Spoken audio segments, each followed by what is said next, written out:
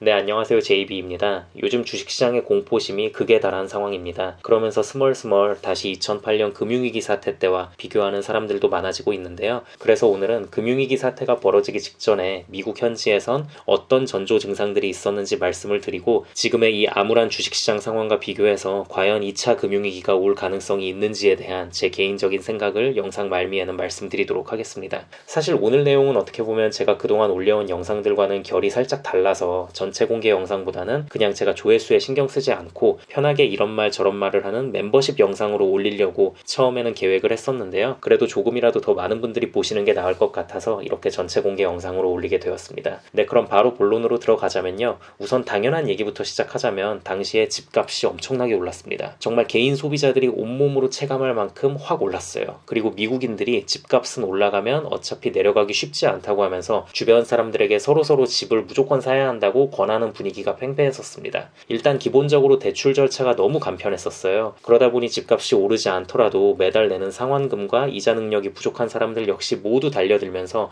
너도 나도 집을 엄청나게 사대기 시작했고요. 집 없는 사람들 입장에선 렌트비는 계속 오르니까 이러다가 벼락거지 될 것 같고, 거기에 집이 있는 사람들은 또 사면 오른다는 걸 몸소 계속 체험하게 되니까 더 부자가 되기 위해 투자 부동산도 계속 사들이고요. 리만 브러더스 사태가 결정적인 기폭제가 되긴 했지만 지금 돌이켜보면 망할 수밖에 없는 구조였습니다. 네, 아무튼 이런 와중에 리만 브러더스 사태와 함께 집값이 갑자기 급 떨어지기 시작하더니 여기저기서 대출을 못 갚는다는 신호가 계속 나오기 시작합니다. 결국 시장에 나온 매물의 최소 30% 혹은 거의 절반 근처까지가 그런 매물이었습니다. 대출을 못 갚는 사람들이 늘어나기 시작하니 은행들은 갑자기 어려워지기 시작했고요. 여기에 은행들의 위기를 더욱더 부추겼던 건 바로 미국에 있는 숏세일이라는 제도였는데요. 주식에서의 숏은 공매도로 다들 알고 계시죠. 그런데 이런 용어가 부동산 쪽에서도 존재합니다. 이 숏세일이라는 게 결국 뭐냐면요. 자신의 대출금이 집값의 현재 시세를 초과하고 현재 소득이 매달 갚아야 할 상환액을 감당하지 못하면 은행과 합의를 해서 은행이 손해를 보고 대출금 이하로 팔 수 있게 해주는 제도입니다. 채무자인 집주인은 어차피 집을 판다고 해도 은행 빚을 다 못 갚을 상황이었지만 숏세일을 통해 깨끗이 부채에서 해방될 수 있고, 집 팔고 이사를 나갈 때도 이사 보조금으로 2,000불까지 받을 수 있는 제도입니다. 거기에 집주인 입장에선 이 제도를 활용하면 경매 시장을 거치지 않아도 되니까 그래도 좀 더 높은 가격에 집을 팔 수 있게 되니 이득인 거고요.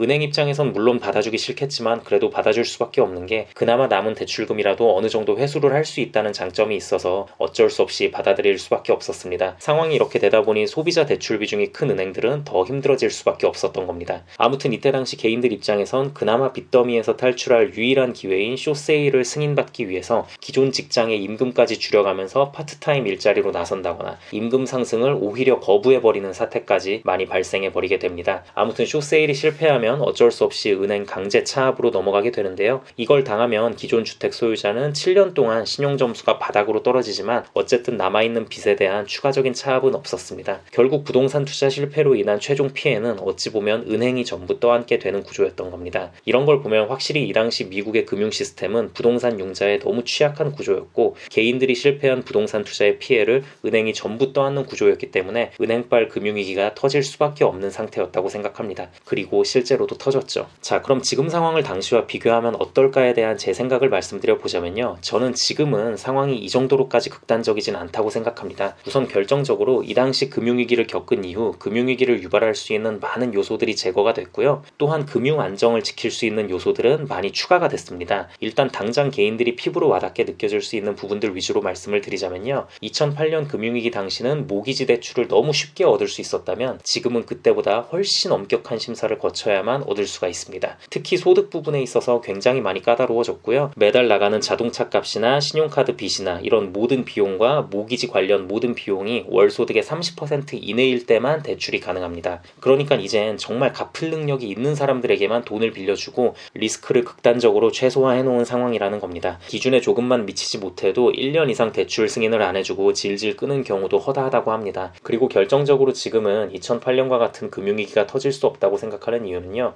우선 부동산 계약을 할 때 기본 착수금 비율 자체가 많이 올라갔고요. 거기에 현재 미국에서 집을 보유하고 있는 국민들의 대부분이 2% 초반대의 30년 고정금리 대출로 집을 많이 구매를 했습니다. 기준금리가 급격히 올라간 올해 이전에 집을 구매한 사람들은 초저금리로 대출을 받아 집을 보유하고 있는 건데요. 연준에서도 결국 이 부분을 믿고 계속 기준금리를 세게 올릴 수 있는 거라고 보시면 됩니다. 아무튼 상황이 이렇다 보니 집값이 아무리 많이 떨어진다 한들 이 좋은 저금리의 이자율을 날리면서 예전처럼 집을 포기하는 패닉셀이 나올 확률은 없다고 보셔도 될 것 같습니다. 거기에 리만 브러더스 사태 때는 파생 상품이 엄청 많았습니다. 그래서 파생 상품의 기초 자산이 무너지니 투자은행이나 기관들이 연쇄적으로 무너진 건데요. 지금의 금융시장은 리만 때와는 비교한다는 것 자체가 말이 안 될 정도로 건강하고요. 또 이를 가능하게 하는 여러 가지 제도들이 시행되고 있습니다. 미국 금융 시스템의 안정성을 강화하는 부분들에 대한 것들은 제가 추후 영상에서 다시 제대로 설명해 드리도록 하겠습니다. 네, 아무튼 여러분, 지금 주식시장이 아무리 힘들다고 하고 경제 상황도 힘들다고는 하지만 2008 금융위기 사태가 터지기 직전에 여러 전조 증상들과 비교해보면 일치되는 부분은 별로 없다고 보여지고요. 물론 저는 그동안 영상에서 정말 수도 없이 많이 말씀드렸다시피 당분간은 하락 추세가 계속될 것으로는 보고 있고요. 하지만 결국 현금 관리만 잘 해놓고 있다면 오히려 더 좋은 기회를 잘 잡고 먼 미래에 더 큰 수익을 볼 수 있다고 생각합니다. 그리고 이런 저의 생각과 함께 해주시고 제 영상에 늘 공감을 표해주시는 우리 구독자분들 많은 감사드립니다. 그럼 오늘 영상은 여기까지 하도록 하고요. 오늘도 새롭게 멤버십 가입해주신 분들이 많이 계셔서 감사 인사드리고 마무리하도록 하겠습니다. 반구정님 맥도날드 멤버십 가입 감사드립니다. 최광섭님 스타벅스 멤버십 가입 감사드립니다.